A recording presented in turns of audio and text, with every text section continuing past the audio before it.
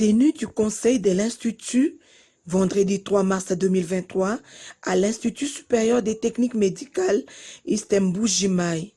Il a été présidé par le professeur Justine Belloukachala, directeur général, en présence des membres des comités de gestion et responsables des différentes sections de cette institution supérieure, placée sous le thème « Émerger dans un environnement de paix ». Le DG donne ici l'importance. Le conseil, c'est une instance au-dessus même du comité de gestion où se retrouvent les responsables, les membres du comité, les autorités des canals, les représentations des corps, des enseignants, des académiques et des administratifs. C'est-à-dire que c'est tous les piliers de la maison qui se retrouvent en début de l'année. En réalité, c'est un plan d'activité. On va planifier les grandes lignes et la marche à suivre pour évoluer dans l'année académique. Le VADMECOM de l'enseignement supérieur universitaire prévoit au moins 2 réunions de cet ordre pour arriver en début de l'année à planifier les activités et à la fin ou au milieu de l'année évaluer et faire des suivis et ce que nous allons aujourd'hui donner comme ligne de conduite. Parce que vous étiez là le jour des lancements, on a donné la politique générale dans tous les secteurs, mais aujourd'hui là, on s'assoit pour dire qu'est-ce qu'on va faire, comment on va marcher dans les secteurs de l'enseignement, comment on va faire par rapport à la recherche. Et l'administration même et la gestion du personnel, les ressources humaines, ça sera géré comment. Par rapport au budget, des finances, on va revisiter ça comment, on va conduire comment. Est-ce qu'on a de l'argent, où est-ce qu'on va trouver de l'argent, est-ce que les étudiants payent, qu'est-ce qu'on prévoit. Si par exemple il y a des manquements, s'il y a des déficits, qu'est-ce que nous allons faire. Donc tout, c'est aujourd'hui, c'est comme un grand plan d'activité que nous allons élaborer ensemble où tous les corps se retrouvent et les suivis et recommandations, ça sera à la charge du comité de gestion. Ces assises ont eu lieu dans l'un des bâtiments construits par le comité de gestion dirigé par le professeur Justine Mbellou. Tout a commencé par l'exhortation de M. l'abbé Blaise Kanda, aumônier des universités et instituts supérieurs.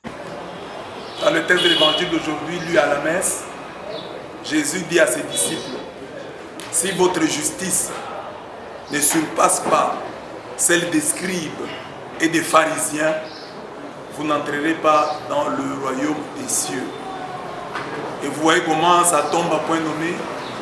Ici, le thème de l'année parle de l'émergence. Là, Jésus parle du dépassement des scribes et des pharisiens. Pour votre institution, pour cette nouvelle année, vous pouvez aussi prendre ça dans le cadre de l'émergence. Dépasser les scribes et les pharisiens.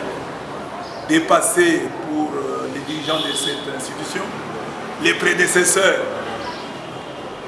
Dépasser les institutions environnantes, les institutions universitaires environnantes. Vous dépassez vous-même, allez au-delà de ce que vous avez toujours fait. Je pense que c'est ça l'émergence. Jésus dit à ses disciples, vous devez dépasser les scribes. Qui étaient les scribes? C'était les spécialistes. À l'époque, il n'y a pas d'imprimerie. Tout est recopié à la main. Alors ces gens qui avaient l'habitude de recopier et de multiplier les textes à la main, en étaient devenus des spécialistes et connaissaient les Écritures. Ils les lisaient, ils les commentaient, ils les enseignaient, ils les recopiaient. Alors à force de recopier, ils en étaient devenus des spécialistes. Et Jésus dit à ses disciples, vous devez dépasser ces spécialistes-là. C'est un appel aussi pour nous. Et jamais nous croire arriver, croire toujours qu'il y a quelqu'un que nous devons dépasser. Et travailler à cela chaque jour de notre vie. Les pharisiens, Jésus dit à ses disciples, dépassez les pharisiens.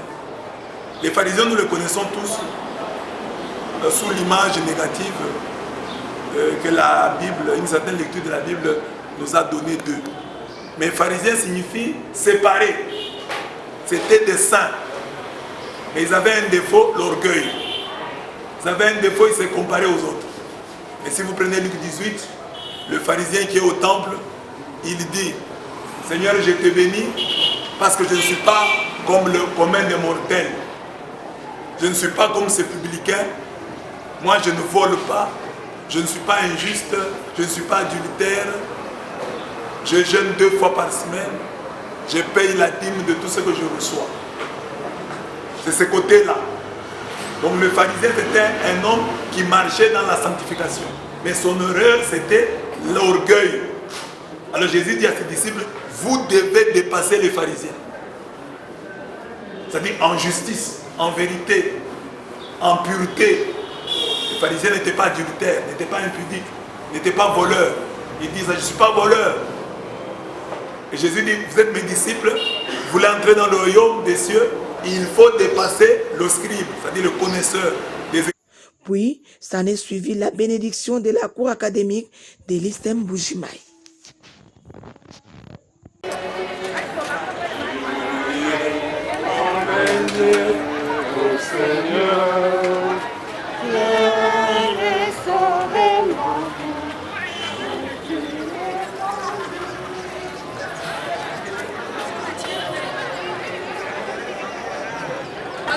Pag